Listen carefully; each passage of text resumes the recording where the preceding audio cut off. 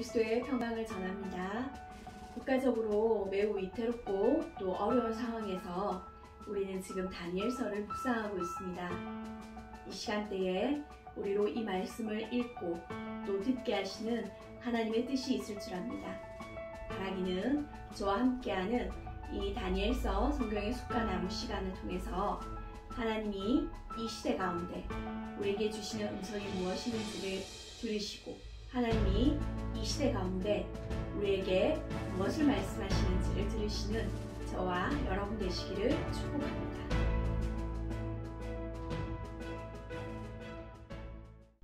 다니엘서는 주전 6세기 선지자 다니엘이 하나님으로부터 4번의 환상을 받은 후 그의 나이 85세경에 그것을 정리하여 기록한 글입니다.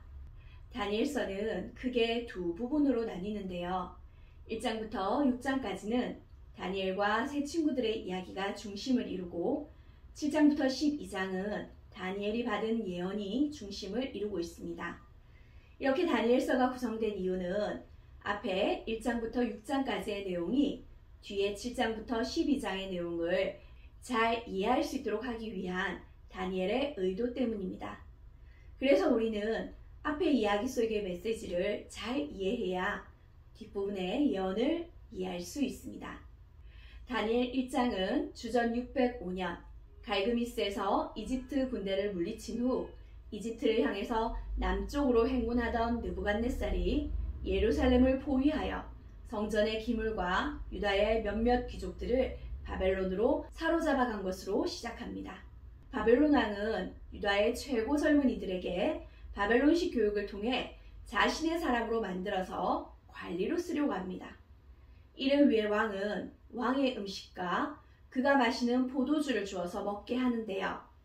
다니엘은 그 음식을 거절하게 되고 이 일은 다니엘과 세 친구들뿐만 아니라 그들을 교육시키는 환관장까지도 곤란하게 만들 수 있는 일이었습니다.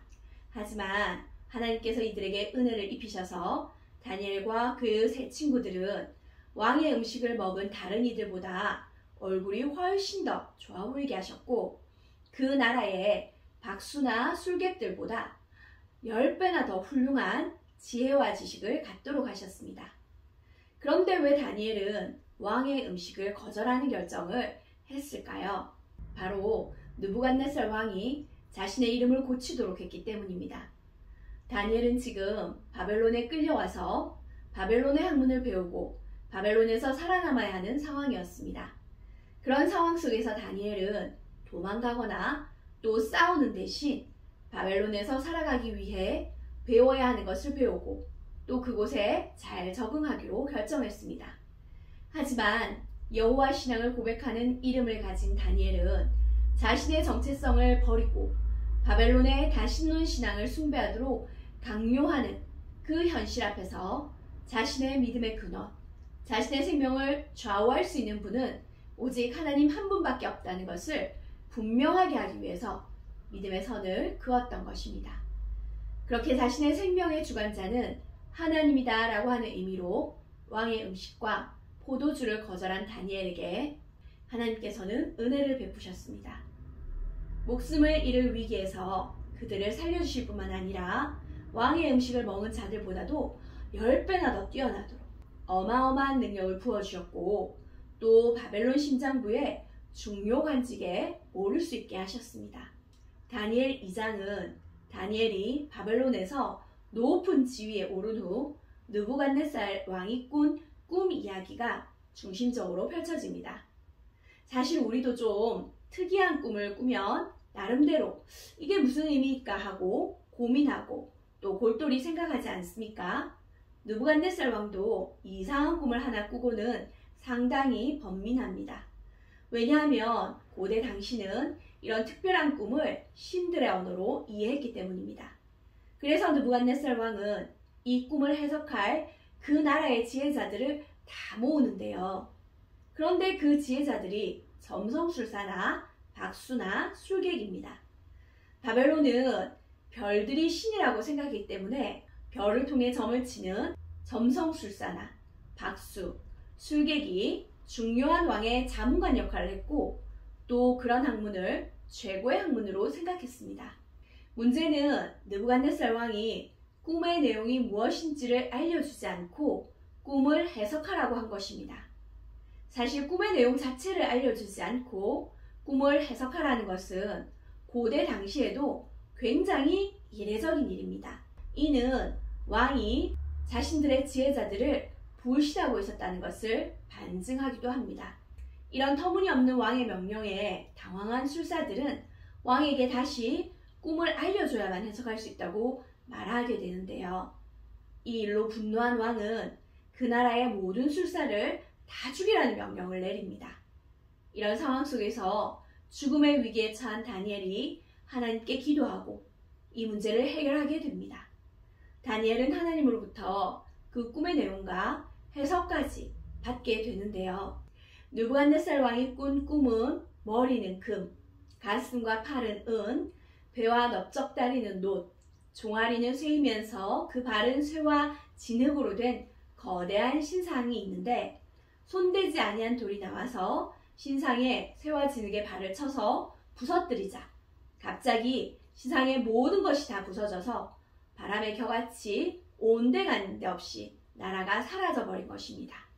그리고 그 신상을 쳤던 돌은 큰 태산을 이루어 온 세계에 가득하게 되는 꿈이었습니다. 다니엘은 꿈을 해석해주면서 현재 느부갓네살 왕은 금으로 된 머리인 바벨론을 다스린 왕이고 이후에는 이 금보다는 조금 못한 은으로 상징되는 다른 나라가 일어나서 바벨론을 무너뜨리고 세워진다는 내용이라는 거죠. 그리고 그 은으로 상징되는 나라 이후에는 놋으로 상징되는 나라가 일어나서 다시 은의 나라를 무너뜨리고 자신의 나라를 세운다는 겁니다. 그런데 문제는 사람의 손으로 만들지 않은 커다란 돌이 날아와서 이제 네 번째 나라를 상징하는 쇠와 진흙으로 된 다리를 쳐서 완전히 부서지게 하고 그 돌들은 큰 산을 이루는 것인데요. 이 신상은 왕이나 나라가 세워지고 또 무너지는 것은 사람에 의한 것이 아니라 하늘의 하나님에 의한 것이라는 것을 보여주는 것으로 시간을 움직이고 역사를 다스리시는 주관자는 바로 하늘의 하나님이다 라고 하는 것을 알려주는 꿈이라고 해석해 줍니다. 학자들에 따라서 이 네 광물로 이루어진 신상이 어떤 나라를 의미하는가에 대한 의견이 분분합니다만 머리의 금 부분은 바벨론을, 그리고 가슴의 은 부분은 바벨론 뒤에 세워진 메데 바사 제국, 또 배의 놋 부분은 헬라 제국을 의미한다고 봅니다. 그리고 마지막 종아리의 쇠와 또 발의 쇠와 진흙은 로마와 그 이후에 마지막 때의 나라들을 상징한다고 보시면 됩니다. 그러면 날아와서 신상을 치는 돌은 무엇일까요? 사람의 손으로 만들지 않은 돌이 날아와서 그 신상을 무너뜨려서 그 신상의 모든 흙들을 바람에 날려버리고 또 그 신상을 쳤던 돌은 태산을 이루었다는 것은 마지막에 하늘의 하나님께서 불멸할 것 같은 인간 제국을 완전히 무너뜨리시고 영원한 자신의 나라를 세우겠다는 것을 보여주신 것이라고 다니엘은 느부갓네살 왕에게 해석해 줍니다. 그리고 이 예언은 로마 시대에 이 땅에 오셔서 십자가에서 죽으심으로 하나님의 나라를 시작하신 예수님의 초림으로 성취되었고 또 마지막 예수님의 재림으로 완성될 것입니다. 느부갓네살 왕은 자신이 전혀 알려주지 않은 꿈과 그 꿈에 대한 정확한 해석을 듣게 되자 다니엘에게 엎드려 절하며 예물과 향품을 주어서 그를 경배합니다. 다니엘을 높이는 이 행위를 통해 느부갓네살은 다니엘의 하나님만이 참 신이다라고 하는 것을 인정하는데요. 그래서 다니엘을 높여 바벨론 온 지방을 다스리며 모든 지혜자의 어른으로 삼게 됩니다. 여기 다니엘 2장에서 우리가 주목해 봐야 하는 것은 은밀한 일이라는 말입니다. 이 은밀한 일이라고 하는 단어는 2장 전체에 걸쳐서 총 7번이나 나오는데요. 다니엘은 왕이 알려주지 않은 꿈에 대해 은밀한 일이라고 말하면서 하나님께서 알려주시기를 기도했습니다. 하나님께서는 이 은밀한 것을 밤의 환상으로 다니엘에게 나타내 보여주셨죠. 그러자 다니엘은 자신에게 그 은밀한 일을 보여주신 하나님을 찬양하는데요. 다니엘은 왕이 자신에게 알려주지 않은 꿈을 알게 되었다고, 그리고 죽을 위기에서 살아났다고 하나님을 지금 높이고 찬양하는 것이 아닙니다. 바로 때와 계절을 바꾸시며 왕들을 패하기도 하시고 또 세우기도 하시고 또 지혜자들에겐 지혜를 주시고 총명한 자에게는 총명을 주시는 분은 오직 하나님 한 분밖에 없다는 것을 다니엘이 분명히 깨달았기 때문에 지금 하나님을 높이고 찬양하고 있는 것입니다. 자신이 믿고 있는 자신의 조상들의 하나님이 진짜 어떤 분이신지를 다니엘이 만난 것이죠. 다니엘은 자신이 만난 그 은밀하신 하나님, 은밀한 중에 일하시는 그 하나님을 찬양하며 높이고 있는 것입니다. 그래서 다니엘서 2장 21절은 다니엘이 만난 은밀하신 하나님에 대한 고백임과 동시에 다니엘서 전체의 핵심 메시지를 나타내는 중심 구절입니다. 따라서 다니엘서는 아무리 강한 권력자라도 절대 알 수 없는 세상을 진짜 다스리고 역사를 이끄시는 그 주관자는 오직 하나님이시며 하나님의 일하심은 은밀하기 때문에 하나님께서 지혜를 주시고 보여주셔야만 알 수 있는 것이라는 것을 말하고 있습니다. 다니엘 1장에서 다니엘이 만난 하나님은 생명의 주관자 되시는 하나님이었습니다. 하나님만이 자신의 생명의 근원이라고 믿고 신뢰하는 자에게 함께 하시는 하나님이라는 것을 보여주셨습니다. 다니엘서 2장에서 다니엘이 만난 하나님은 시간의 주관자 되시는 하나님입니다. 눈에 보이지 않는 은밀한 중에 계시는 그분, 그 하나님께서 실제 눈에 보이는 역사를 주관하시며 이끌어가고 계시다는 것. 그래서 이 하나님을 알지 못하는 자는 죽음의 길을 가게 되지만 이 하나님을 아는 자는 지혜로운 자가 되어서 많은 사람을 살리게 된다는 이 주제는 다니엘 3장부터 다니엘 6장에 걸쳐서 다니엘뿐만 아니라 그의 세 친구들을 통해서 다르지만 조금은 비슷한 모습으로 반복되면서 또 강화되어 그 메시지를 전달하는데요. 특별히 다니엘 2장 4절부터 7장 28절까지는 아람어로 쓰여 있는데요. 이 아람어로 쓰인 부분은 2장과 7장에 내 광물 신상과 내 짐승 환상을 바깥으로 해서 안쪽으로 그 내용이 교차 대꾸 형식으로 진행됩니다. 5장과 6장은 다니엘과 그의 세 친구가 고난을 통해서 승리하는 이야기가 배치되어 있고 4장과 5장은 느부갓네살 왕과 벨사살 왕에게 하나님의 심판이 선언되고 집행되는 이야기입니다. 그리고 이 전체 구조의 중심부에는 역시 2장에서 다니엘이 깨달은 은밀한 일, 역사를 다스리시고 시간을 주관하시며 권력자를 세우시고 패하시는 분이 하나님 한 분이라는 것을 분명하게 보여주고 있습니다. 다음 주 다니엘 3장을 묵상하실 때 주목해서 보실 부분은 복종을 강요하는 세상 왕과 죽기를 각오한 믿음의 사람들의 태도의 대조입니다. 자신에게 시간의 주권자가 누구이심을 가르쳐 주신 하나님을 찬양한 세상왕 느부갓네살이었지만 그는 다시 하나님이 아니라 자신을 찬양하는 자리로 돌아섭니다.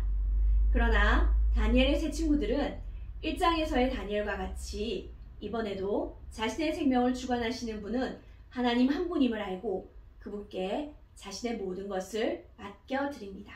다니엘 4장의 묵상 포인트는 다니엘 2장에서 시간의 주관자가 하나님 되심을 보여준 것과 연결되는데요. 다니엘 2장이 이 세상 전체의 미래에 관한 계시라면 다니엘 4장은 느부갓네살 왕 자신의 미래에 관한 계시입니다. 나라를 세우고 무너뜨리는 그 하나님에 관한 내용에서 이제 그 나라를 다스리는 왕을 세우고 또 그를 심판하시는 이야기가 나옵니다. 그리고 그 중심에도 역시 시간의 주관자가 하나님이라는 것을 강조하고 있습니다. 다니엘 5장은 바벨론의 멸망을 다루는데요.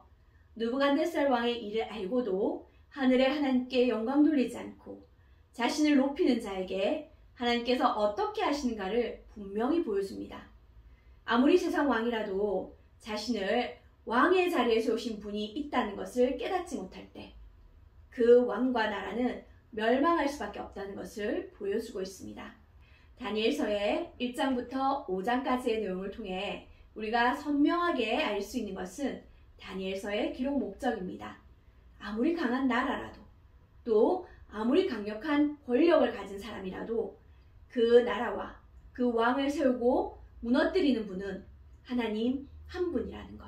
우리가 믿는 그 하나님이 한 개인의 삶뿐만 아니라 온 세상의 역사를 주관하고 계시다는 것을 우리에게 분명히 보여주고 있습니다. 한 주 동안 다니엘서를 묵상하시면서 역사의 주관자 되신 하나님께서 오늘 이 시대 속에서도 은밀하게 일하시면서 우리와 함께하고 있다는 것을 알아가는 은혜가 있는 우리 제자들 교회가 되기를 소원합니다. 함께 기도하시겠습니다. 우리의 생명을 주관하시며 지키시며 돌보시는 하나님께서 우리가 사랑하는 이 역사를 이끌고 가고 계심을 다니엘서를 통해 보여주셔서 감사합니다. 하나님의 일하심이 너무나 은밀하여서 우리가 다 깨달아 알 수는 없으나 끝내는 이루실 하나님 나라를 바라보며 소망 가운데 하나님께 더 의지하는 자로 살아가는 그 은혜를 우리 교회 가운데 허락해 주시옵소서. 그래서 세상의 중심에서 하나님의 살아계심을 선포하며 하나님의 뜻을 따라 살아가는 우리가 되게 하여 주시옵소서. 그렇게 하실 하나님을 기대하며 살아계신 예수 그리스도의 이름으로 기도드리옵나이다. 아멘.